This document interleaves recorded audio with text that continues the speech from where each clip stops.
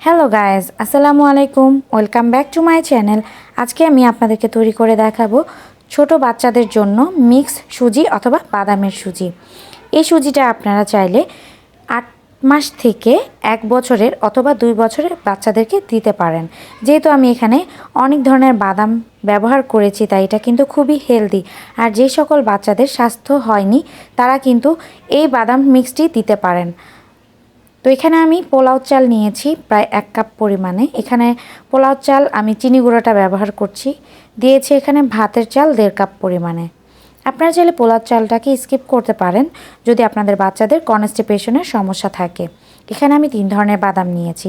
এখানে আছে প্রায় 1/2 কাপ পরিমাণে কাজু বাদাম, 1/2 কাপ পরিমাণে আলমন্ড, আর আছে এখানে নর্মাল আমরা যে সাধারণত যে বাদামটা খেয়ে থাকি চীনা বাদাম। তো এখন আমি সবগুলোকে ভেজে নেব হালকা করে। আমি একটা কড়াইয়ের মধ্যে বাদামগুলোকে ভেজে নেব।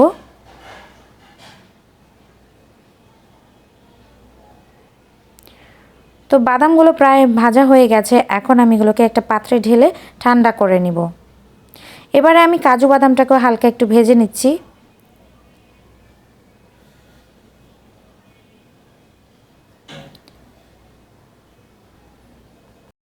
আমি এখানে কাঠবাদামগুলোকে ভেজে নিচ্ছি।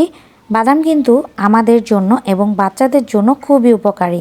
তাদের ব্রেন ডেভেলপমেন্টের জন্য বাদাম এবং হাড় গঠনের জন্য, হাড় মজবুত করতে বাদাম কিন্তু অনেক বেশি উপকারী।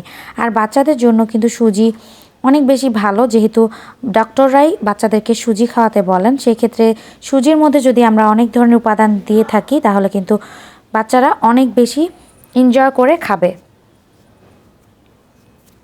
তো এখন আমি চালগুলোকে ভেজে নেওয়ার পর ঠান্ডা করে নিয়েছি, আর ব্লেন্ডারে এগুলোকে ব্লেন্ড করে গুঁড়ো করে নিব।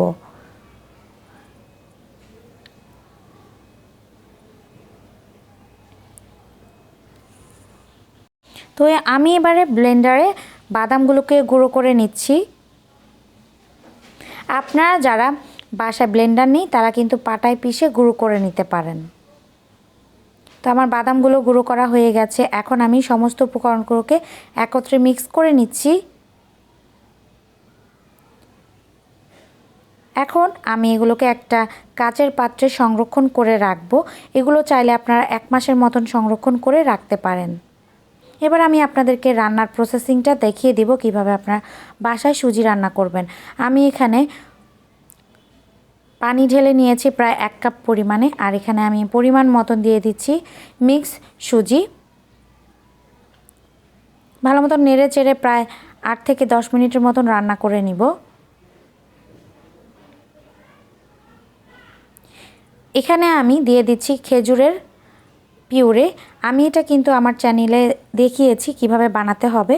আপনারা অবশ্যই আমার ডেসক্রিপশন বক্সটি চেক করে নেবেন। তো তৈরি হয়ে গিয়েছে বাচ্চাদের মিক্সড সুজি। আশা করছি আপনাদের কাছে ভালো লেগেছে। ভালো লাগলে অবশ্যই সাবস্ক্রাইব করবেন, লাইক, কমেন্টস অ্যান্ড শেয়ার করে দিবেন। চাইলে কিন্তু আপনারা এখানে ফর্মুলা মিল্কও মিক্স করে নিতে পারেন।